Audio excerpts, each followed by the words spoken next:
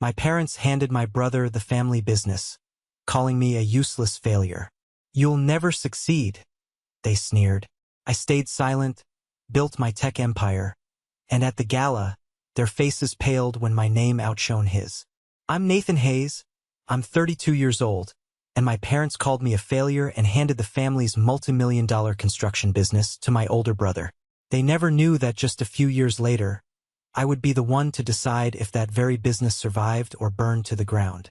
Before I tell you about the moment their entire world came crashing down at the most public event in our city, do me a favor and let me know where you're watching from in the comments below. It's always incredible to see how far these stories travel. All right, let's get into it. Picture this, the grand ballroom of the Denver Hilton. The air is thick with the scent of money, ambition, and expensive cologne. It's the annual gala for the Denver Construction Guild, but this year is different. This is the night the city announces the winner of the Pinnacle project, a massive billion-dollar redevelopment of the old rail yards. It's the kind of project that can make a company's fortune for a generation or save it from ruin. And my family's company, Ry4ns144 was teetering on the edge of ruin. From across the ballroom, I could see them holding court at their sponsored table. My father, Richard Hayes, looking like a king in his element, laughing a little too loudly with a city councilman. He had the same thick, calloused hands that had built this company from nothing, but his eyes had grown hard over the years, intolerant of anything that didn't fit his rigid worldview. Beside him, my mother, Ellen, was the picture of elegance, her smile perfectly polished. She was a master of appearances, a high-end realtor who could sell a fantasy and make you believe it was real. Her greatest fantasy was that our family was perfect. And then there was Caleb, my older brother, the golden child. He was leaning back in his chair, a smug look on his face, soaking in the attention. He had our father's charisma but none of his grit. He was the reason I was standing here tonight, a ghost in a well-tailored suit. They didn't see me, tucked away at a small table in the back.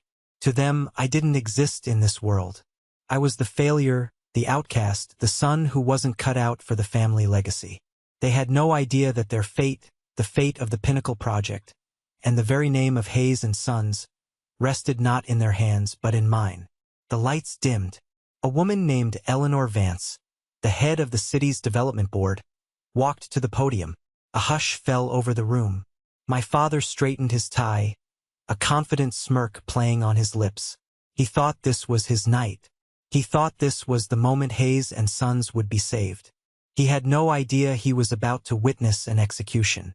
To understand the weight of that night, you have to understand the foundation our family was built on. It wasn't a foundation of concrete and steel like the ones Ry4ns144 was famous for.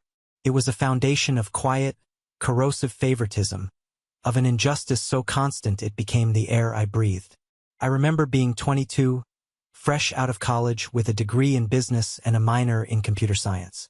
I was practically vibrating with ideas. Ry4ns144 was successful, but it was an analog relic in a digital world. Timelines were managed on giant whiteboards that were always out of date, and supply orders were a chaotic mess of phone calls, faxes, and lost invoices.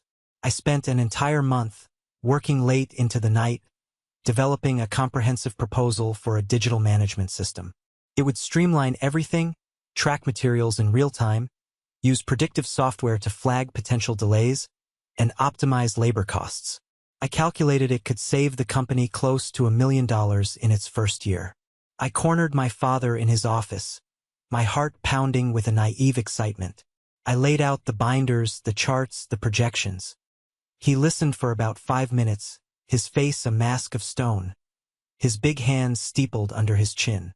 Then, without a word, he pushed the entire proposal to the side of his desk with the back of his hand, a gesture of complete dismissal. "We build with steel and concrete, Nathan," he said, his voice flat and heavy. "Not with clicks and fantasy. This is the real world with dirt and sweat. You need to get your hands dirty, not stare at a screen. Stick to what works." He never even looked at the numbers. He didn't ask a single question. My month of work, my vision for the future, was relegated to a pile of paper in the corner. The very next day, at a company-wide luncheon, He stood up and gave a booming toast to Caleb. My brother had just schmoozed a potential client at a golf game, securing a small but flashy contract to build a new country club. "That's my boy," Dad roared, clapping Caleb on the back so hard he stumbled. "A natural leader. He knows how to connect with people. That's how you build a legacy, with handshakes, not spreadsheets." I was sitting right there, the bitter taste of rejection still in my mouth. That was our life in a nutshell. Caleb provided the sizzle, I engineered the steak, and only the sizzle ever got any applause. This pattern repeated itself endlessly. I remember a crisis on the I-25 overpass project. The engineering firm had miscalculated the load requirements for a critical support structure. The foreman called in a panic. It was a Friday afternoon. My father and Caleb were already on their way to a Broncos game. I spent the entire weekend locked in the office, running simulations, cross-referencing material specs, and redesigning the support system on the fly. I found a solution, a new configuration of trusses that was stronger, safer, and remarkably cheaper. On Monday morning, I handed the revised blueprints to the foreman. The crisis was averted. On Tuesday, there was a big meeting with the client, the Department of Transportation. I sat in the back as usual. When the client praised the quick solution, my father clapped Caleb on the shoulder. "Caleb here stayed up all night with the engineers," he said, his voice swelling with pride. "The boy's got a great mind for problem solving." Caleb, to his credit, looked uncomfortable for a split second. Then he just smiled and accepted the praise. "Just happy we could get it done," he said smoothly. I felt the blood drain from my face. It wasn't just that my work was ignored. It was actively stolen, repurposed as another jewel in my brother's crown. The only place I could breathe, the only place I felt seen, was my Uncle Thomas's cabin in the Rockies. He was my mom's brother, a retired aerospace engineer who saw the world in a way I understood. He was quiet, thoughtful, and endlessly curious. On weekends, I'd drive my beat-up truck up the winding mountain roads. We'd sit by the fireplace, the smell of pine and brewing coffee filling the air, and he'd teach me. He taught me C++, Python, and the elegant logic of building complex systems from scratch. "Your father is a builder of things, Nathan," he told me one snowy afternoon, as we mapped out a piece of code on a notepad. "He understands concrete, rebar, physical stress. He's one of the best. But you," he tapped the notepad, "you're a builder of systems. You don't just see the bridge. You see the entire traffic flow, the supply chain that feeds it, the economic impact it creates. It's a different language, and it scares him because he doesn't speak it." He looked at me, his eyes kind but serious. "Don't ever let anyone convince you to stop learning that language. One day it'll be the only one that matters. And remember this, don't just ask for a seat at their table. That table is rigged. Your job is to learn how to build your own." Those words were a lifeline in a sea of indifference. Back home, my mother was the silent enforcer of the family hierarchy. She did it with a gentle touch and a quiet, cutting word. I'd overhear her talking to Caleb in the kitchen, her voice a soft murmur. "Your father is so proud of you, honey. He worries so much about Nathan, you know. All those strange ideas. They're not practical. He needs you to be the steady one, the rock, the one who protects this family's legacy." She wasn't just praising him. She was framing me as a liability. My ambition wasn't a family asset. It was a strange idea that needed to be managed and contained by my more practical brother. She was the architect of our family's quiet tragedy, ensuring the roles were never questioned. Caleb was the heir. I was the spare part, the awkward, overcomplicated gear that didn't quite fit the family machine. I kept my head down. I worked. I pushed. I told myself that sheer, undeniable competence was a force of nature they couldn't ignore forever. I thought that if I just did the work of 3 people, eventually, they'd have to see me. They saw me, all right. They saw me as a problem to be solved. The end came on my 28th birthday. My father called a formal family dinner at their house. Felt different. Staged. I allowed a dangerous flicker of hope to rise in my chest. Maybe this was it. Maybe after years of my invisible contributions, They were finally ready to give me a real seat at the table. After dessert, my father tapped his glass with a fork. He stood, my mother beaming at his side like he was about to announce world peace. "As you all know," he began, his voice resonating with patriarchal authority, "I'm not getting any younger. It's time to think about the future of Hayes and Sons." My heart hammered against my ribs. This was it. Caleb has shown tremendous leadership and a real passion for this business. He continued, his eyes fixed on my brother. He understands our values. He's ready. So, Ellen and I have decided that upon my retirement next month, Caleb will be taking over as president and CEO of Hayes and Sons. The air was sucked from my lungs. I looked from my father's proud face to my mother's serene smile to Caleb's triumphant, almost pitying smirk. It was a coup, and I was the one being overthrown from a position I never even officially held. What about me? The words were a choked whisper, pathetic even to my own ears. My father's face hardened, the folksy patriarch vanishing, replaced by a ruthless CEO. "You'll have a job, of course. You're good with the details, the computers. We'll always have a place for you in the back office." Place for me, like a well-behaved dog. A job. My voice shook with a rage that had been simmering for a decade.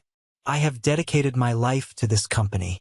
The systems I built have saved you millions of dollars. My mother reached across the table, her perfectly manicured hand landing on my arm. Her touch was as cold as marble. "Nathan, please," she said, her voice a condescending hush. "Let's not make a scene. Caleb is a natural leader. You're not cut out for that kind of pressure." "It's not a criticism, darling. It's just a fact." It was the calm, clinical way she said it, as if diagnosing a terminal illness, that finally broke me. So that's it. I looked at my father, my last bit of hope begging for him to see me, just once, as his son and not his employee. After everything, I'm just the back office guy forever. He leaned forward, his voice dropping to a low, gravelly growl that cut me to the bone. "Let's be honest, son," he said, all pretense of family affection gone. "You're a failure at the things that matter in this business. You can't command a room. You can't charm a client. You don't have the stomach for the fight. You are not worthy of this family's legacy." A failure. The word hung in the air, sucking all the oxygen out of the room. It wasn't just an insult. It was a verdict, a life sentence. It was the final, brutal truth of my place in their universe. I wasn't just overlooked. I was fundamentally, in my very essence, not good enough. I stood up slowly, my chair scraping loudly against the polished hardwood floor. I looked at the three of them, a united front of judgment and dismissal. Caleb wouldn't even meet my eyes. He was too busy admiring his new crown. "I see," I said, my voice surprisingly steady. And in that moment, something inside me didn't just break.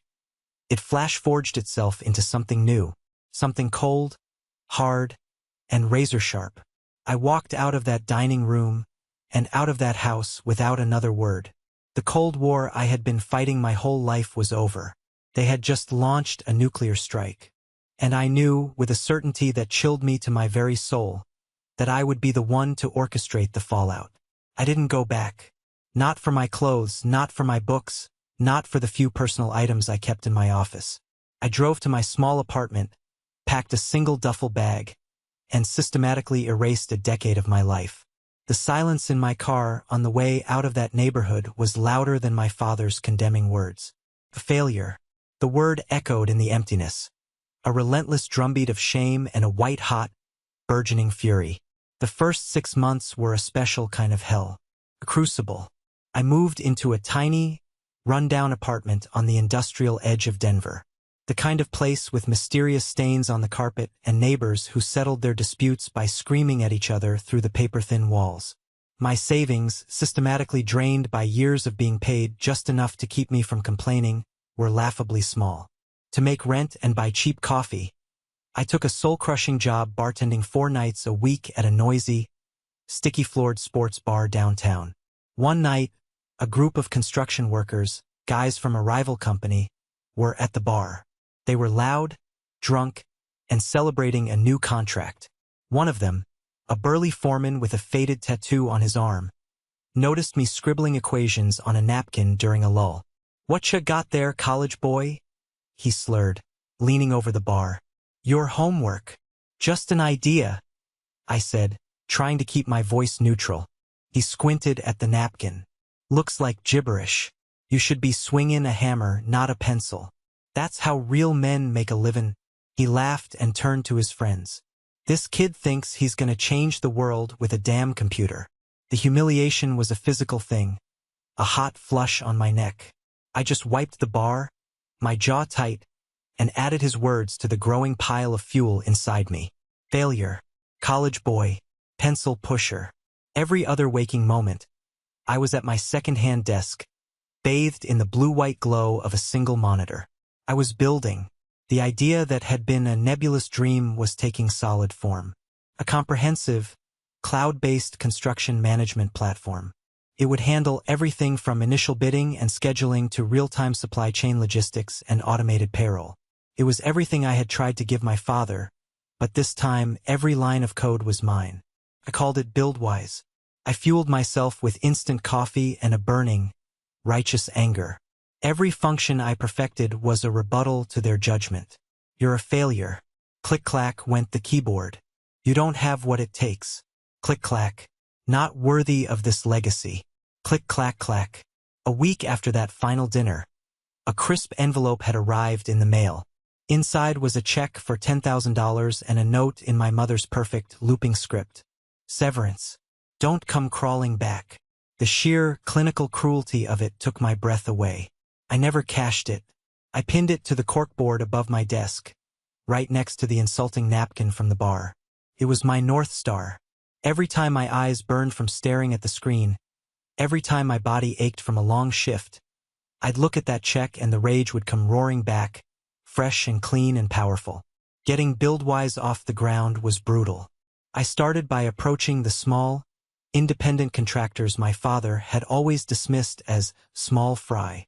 The first dozen meetings were a disaster. They were old-school guys just like my dad. They'd listen with skeptical, crossed arms, and then shake their heads. "Sounds complicated, kid. I trust my gut, not your algorithm. If it ain't broke, don't fix it." Each rejection was a fresh sting, a reminder of my father's words. Then one day I got a yes. A small, family-run plumbing company, run by a woman who was tired of being outbid by the bigger players. She took a chance. And it worked. Within 2 months, her company's efficiency shot up by 40%. She started winning bigger bids. She told 2 other contractors, and slowly, painstakingly, we started to grow. About a year into this new life, my phone buzzed with an unknown number. It was Marcus. He was one of the brightest young project managers at Hayes & Sons, one of the few who had actually listened to my ideas and understood their value. "Nate, I quit," he said, his voice brimming with an energy I hadn't heard in years. "I can't do it anymore, man. I just watched Caleb sink $500,000 into a project based on your dad's gut feeling, ignoring all the market data. The place is a circus. It's being run on nostalgia and ego. I'm out." He paused, and I could hear him take a breath. "I heard through the grapevine you were working on something. I've got some savings. I'm not asking for much. I just want to build something that actually works. You in need of a partner." It was the first time in a year I felt a genuine emotion other than anger or exhaustion. It was hope, a flicker, but it was there. "Meet me at the corner of 38th and Blake tomorrow morning," I said, a real smile touching my lips for the first time in ages. "I'll buy you a coffee and show you the future." Marcus joining was the rocket fuel I needed. He was the charismatic salesman I never was. He handled the business side, networking, and demos, while I stayed behind the screen and made the engine more powerful. We were a 2-man army, fighting a guerrilla war against the old guard. Meanwhile, the whispers about Hayes & Sons grew louder. With my father fully retired and Caleb at the helm, the cracks were turning into gaping chasms. Caleb was all flash, just like Dad wanted. He was great at hosting client dinners and playing golf, but he had no concept of logistics or financial discipline. He was running a 21st century company with a 20th century playbook. The first major blow came from Sterling Homes, an aggressive, tech-savvy rival. They swooped in and poached a massive municipal contract that had been a Hayes and Sons cash cow for 15 years. The loss sent shockwaves through the company. Then Caleb, trying to land a big, flashy win to impress our still-meddling father, made his fatal mistake. He doubled down on an old-school strategy, pouring an enormous amount of capital into a sprawling, luxury suburban housing development called Meadow Creek. It was exactly the kind of project my dad loved, traditional, grandiose, and, as it turned out, completely out of touch with what modern homebuyers wanted. The market had shifted towards urban living and smaller, more efficient homes. Meadow Creek was a ghost town of half-finished frames and overgrown lots, a monument to his incompetence. The investment was a black hole, sucking the company's cash reserves dry. One rainy Tuesday night, I was working late, mapping out a new user interface for BuildWise. My phone rang. Another unknown number. My gut clenched. I knew who it was. Hello. There was a long, crackling pause, then a hesitant, broken voice I knew all too well. Nate. It was Caleb. I didn't say a word. I just leaned back in my chair and listened to the sound of his ragged breathing. Look, man. He sounded awful.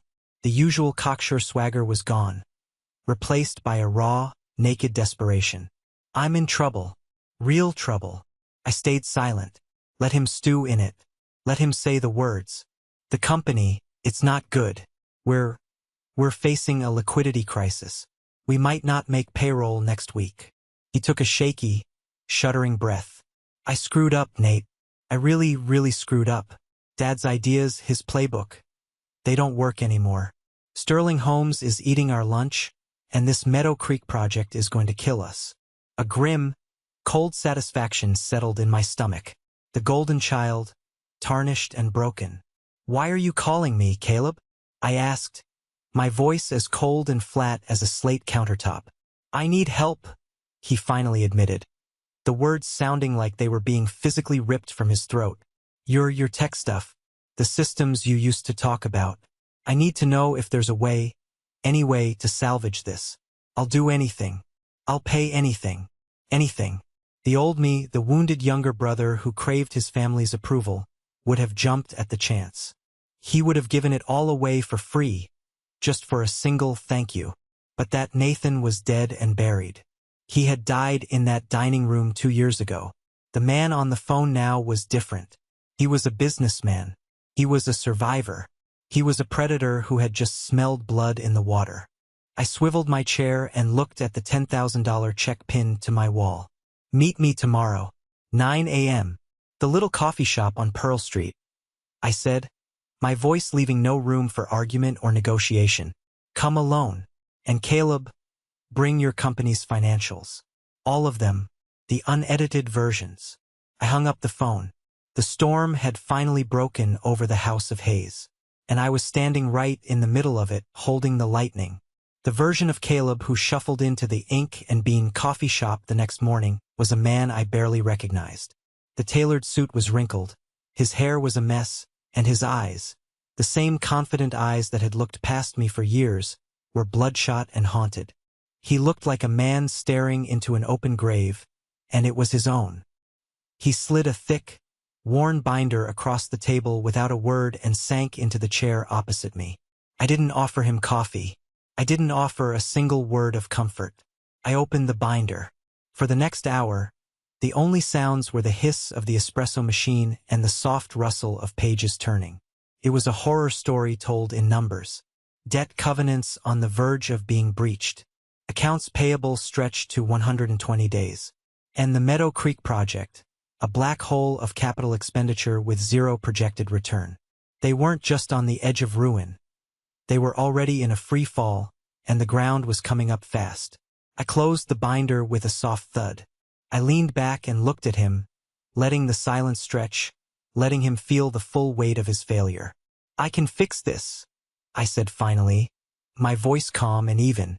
A wave of pathetic, desperate relief washed over his face. Oh, thank God, Nate. I knew you could. I'll pay you, whatever you want, a consulting fee. I'm not finished. I cut him off, my tone sharp. He flinched and fell silent. I'm not a consultant you can hire to patch a leak. The ship is sinking, Caleb. It needs to be rebuilt from the keel up. I'm not going to give you advice. I'm going to give you a lifeline. But it's not free. He swallowed hard, his Adam's apple bobbing. What do you want? I'm starting a new holding company. An umbrella for Buildwise, I said, the lie forming on my lips, cold and perfect. The idea had just crystallized in that moment. A strategic chess move in a game only I knew we were playing. My firm will come in and do a full operational overhaul of Hayes & Sons. We'll implement my software platform. We'll restructure your logistics, your bidding process, your payroll. We'll get you lean and mean enough to be competitive again. We'll get you in shape to make a serious, credible bid for a piece of the Pinnacle project. It's the only shot you have at survival. He nodded eagerly, his eyes wide. Okay, yes, whatever it costs. It's not about a fee, I said, leaning forward, lowering my voice so he had to lean in to hear me. My price is 20%. 20% equity in Hayes & Sons Construction, transferred to my holding company. Silently, there will be no press releases, no announcements to the board. As far as the world, and especially as far as Dad is concerned, I am just a high-priced consultant you hired out of desperation. But on the books, in the legal filings, I will own 1/5 of our family's legacy. He stared at me, his mouth slightly agape. The desperation in his eyes was slowly being replaced by a dawning shock. He was seeing the new me for the first time. Not the quiet, overlooked little brother, but a shark that had been circling for years and had finally tasted blood. 20%? He whispered, the words catching in his throat. I opened my laptop and turned it to face him. On the screen was a cash flow projection I'd built based on his own numbers. A thick red line plunged downwards off the bottom of the chart in 3 weeks. Bankruptcy. It's that, I said, tapping the screen. Or you can call Dad and tell him you personally drove his life's work into the ground in less than 2 years. Your choice. He slumped in his chair, the fight completely gone out of him. He stared at the damning chart, then back at my impassive face. Okay, he said, his voice a hoarse whisper. Deal. The next few months were a blur of clandestine work. I was a ghost in my own family's company. Marcus and I would go in after hours after the skeleton crew had gone home, and we'd install the Buildwise system server by server. We retrained a handful of his most trusted, non-judgmental staff in secret morning sessions. We cut waste with surgical precision, renegotiated with suppliers who were about to cut them off, and slowly, painstakingly, began to stanch the financial bleeding. Caleb, to his credit, did everything I said without question. The arrogance had been burned out of him, replaced by a desperate, grudging respect.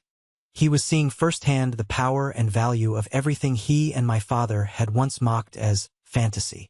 But secrets this big don't stay secret for long. The company had a longtime accountant, a man named Henderson. He was a company man, fiercely loyal to my father and the old ways. He started noticing things, the sudden, dramatic improvements in efficiency metrics that defied explanation, the large, recurring payments to a new, unnamed consulting firm. He did what loyal old dogs do. He picked up the phone and called his old master. The explosion was nuclear. My father, hearing that Caleb was not only failing but had gone behind his back to consort with the enemy, me, drove down to the main office in a blind rage. Caleb called me right after the confrontation, his voice shaking. He knows, Caleb said, but there was a new steel in his tone I'd never heard before. He came into my office, his face purple, screaming. He called me a traitor, a fool. Said I was letting you poison the company with your tech nonsense. What did you do? I asked, my own heart rate picking up. I stood up to him, Caleb said, a note of genuine disbelief in his own voice. For the first time in my life, Nate, I stood up to him. I told him his way was sinking us.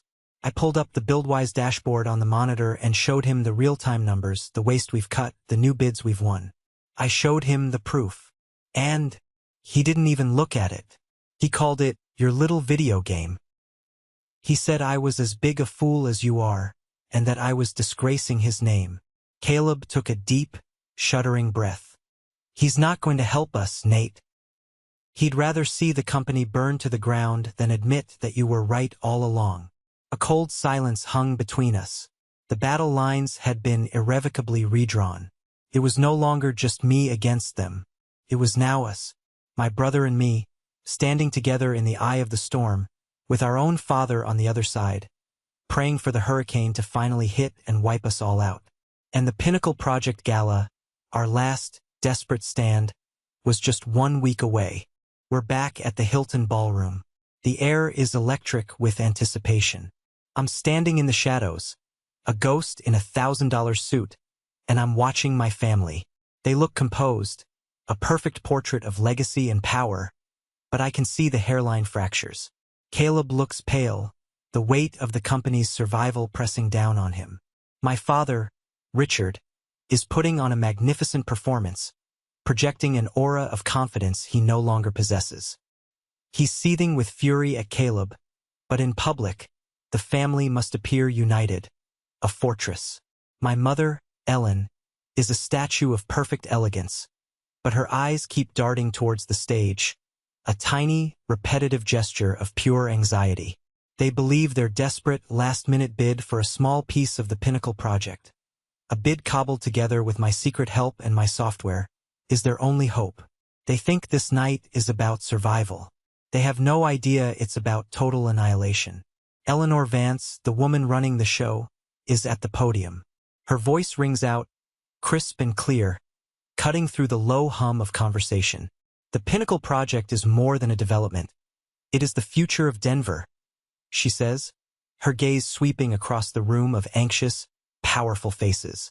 It requires a vision that honors our city's history while boldly, fearlessly embracing the future. After months of deliberation by the board, a decision has been made. I can see my father lean forward almost imperceptibly, his hand gripping a heavy water glass on the table. My mother's painted-on smile is frozen, a brittle mask. We received many impressive bids from the legacy firms that built this city, Eleanor continues, and she gives a polite, almost cursory nod in the direction of the Hayes and Sons table.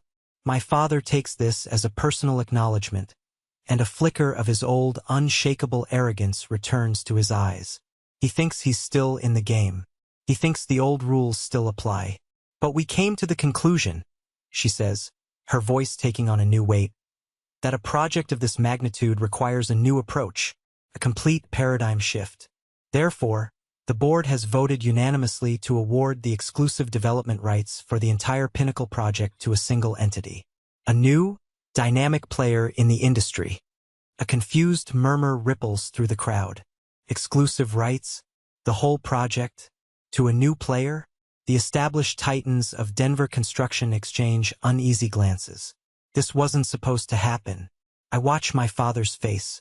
The confidence is starting to crack, replaced by a sliver of confusion. This wasn't part of the known script. Eleanor Vance allows herself a small, knowing smile. We are thrilled to announce that the sole developer for the Pinnacle project will be the Apex Development Group. Silence. Absolute, deafening silence. I scan the room. No one is clapping. No one has heard of them. It's a ghost. I look at my father. His face is a canvas of pure, unadulterated confusion. He turns to the city councilman next to him, who just shrugs, his own face blank. They've been completely, utterly blindsided. Apex Development Group. It sounds powerful, anonymous, untouchable. But Eleanor Vance isn't finished. She holds up a hand, a theatrical pause that commands the attention of every person in the room. And there's another, significant piece of news, she says, a real glint of excitement in her eye now. To ensure this project has the execution power and the skilled labor it needs from day one, Apex Development has, as of this morning, completed a landmark deal. They have acquired one of Denver's leading and most respected construction firms. Now there's a collective gasp, an acquisition. On this scale, this is a hostile takeover of the entire industry. My father looks like he's been physically punched in the gut. He knows, with the certainty of a condemned man, what's coming. It has to be Sterling Homes, his greatest rival. The modern, tech-savvy company that was eating his lunch. The idea of them, now supercharged by this mysterious apex group, is his worst nightmare made real. Eleanor's voice cuts through the tension like a razor blade. I can confirm that Apex Development Group has acquired Sterling Homes. The ballroom erupts. This is the story. The big fish, a company everyone knew, being swallowed whole by a leviathan no one even knew was in the ocean. My father visibly sags in his chair. It's over. His rival won. Hayes and Sons is finished. A dinosaur waiting for the meteor. My mother's hand flies to her mouth. Her mask of composure finally, irrevocably shattered. Her eyes are wide with horror. But I'm not watching them anymore. I'm watching Caleb. He's not looking at our parents. He's looking around the room. A dawning, sickening understanding spreading across his face. He's connecting the dots. Apex, a mysterious new power, an obsession with technology and efficiency. He slowly, deliberately turns his head, his eyes scanning the back of the room, searching for the ghost he knows must be there. And then he sees me. Our eyes lock across the crowded room. And in that single, silent instant, he knows. He knows everything. Eleanor Vance lets the noise die down, then raises her voice for the final, fatal blow. And now, she says, her voice booming with historical significance. It is my distinct honor to introduce you to the mind behind this entire venture, the architect of this new vision for Denver, the founder, president, and CEO of Apex Development Group. Please welcome to the stage, Mr. Nathan Hayes. Time stops. If a bomb had gone off in the center of that ballroom, the effect would have been less dramatic. The name hangs in the air, an impossible, physics-defying fact. Every single head in the room, as if pulled by a single string, swivels from the stage to the Hayes and Sons table. They are looking for a reaction, and they get one. My father's face, which was already pale, drains of all color, leaving it a waxy, grayish yellow. His jaw is slack, his eyes wide with a horror so profound it's almost comical. The heavy water glass he was holding slips from his numb fingers and shatters on the floor, the sound unnaturally loud in the sudden, shocked silence. My mother looks like she has seen a ghost. Her perfect makeup can't hide the ghastly, skeletal look of her face. She looks at my father, then at the stage, then back again, as if her brain is refusing to process the signals her eyes are sending. They are not just defeated. They are not just bankrupt. They are erased, rendered irrelevant in a single sentence. Their failure, their invisible son, the boy who wasn't worthy of their legacy, has just become the most powerful man in their industry. He didn't just win the race. He bought the racetrack, the competing cars, and the stadium they were all sitting in. I push back my chair. The legs make a soft scraping sound on the floor. I begin my walk to the stage. It's the longest and shortest walk of my life. The room is a blur of stunned, upturned faces, but my path is clear and straight. I don't look at my parents. I don't need to. I can feel the heat of their public humiliation from across the room. As I pass Caleb's chair, he looks up at me. There's no anger in his eyes, just a stunning, terrifying, unadulterated awe. It's the look you'd give a force of nature, a hurricane, an earthquake. I reach the stage, I shake Eleanor Vance's hand, and I turn to face the crowd. My crowd. I look out at the sea of faces and finally, I allow my eyes to drift to the Hayes and Sons table. My father is staring at me, his face a ruin of disbelief and dawning, unbearable agony. My mother is looking down, her shoulders shaking, unable to meet my gaze. I lean into the microphone, and my voice, when it comes out, is perfectly calm and steady. Thank you, Eleanor. I say, it's time to get to work. The rest of the night was a surreal vortex of flashbulbs, frantic handshakes, and the intoxicating hum of shifted power. I was swarmed. City officials who wouldn't have given me the time of day a week ago were now clapping me on the back. Bankers who had rejected my initial loan applications were now slipping me their cards with deferential smiles. Former rivals, men who had looked at me with the same dismissive contempt as my father, were now congratulating me through gritted teeth. My story, the one my parents had so carefully and cruelly written for me, had been publicly, brutally erased and rewritten in my own hand. I saw them from the corner of my eye as they made their escape. My family. They were a small, pathetic island of shame in a sea of my success. No one approached their table. No one spoke to them. They were radioactive ghosts at a feast that was now in my honor. After a few agonizing minutes that must have felt like an eternity, they stood up and practically fled through a side exit, a final, shambling retreat of a defeated army. All except Caleb. He waited, lingering at the edge of the crowd, until the initial wave of fawning well-wishers had subsided. Then he approached me, not with a brother's familiarity, but with the cautious deference of an emissary approaching a new king. The awe was still in his eyes, but now it was mixed with a healthy, intelligent dose of fear. "You planned it," he said. "It wasn't a question. It was a statement of fact. All of it. The consulting, fixing the company. That wasn't to save it. That was to assess it. You were just getting it ready to be a viable asset in your portfolio. Weren't you?" "Hayes and Sons was bleeding out," I said, my voice as cool and detached as a surgeon's scalpel. "I stopped the bleeding. It was a sound business decision to stabilize a future asset." "A business decision?" He let out a short, incredulous, almost admiring laugh. "Nate, you didn't just win. You salted the earth. You bought Sterling Homes. Why? Just to make a point. Sterling Homes had the best logistical infrastructure and the most skilled crews in the city," I replied coolly, giving him the business school answer. "Acquiring them was the single most efficient way to scale our execution capabilities from day one. It was also a sound business decision."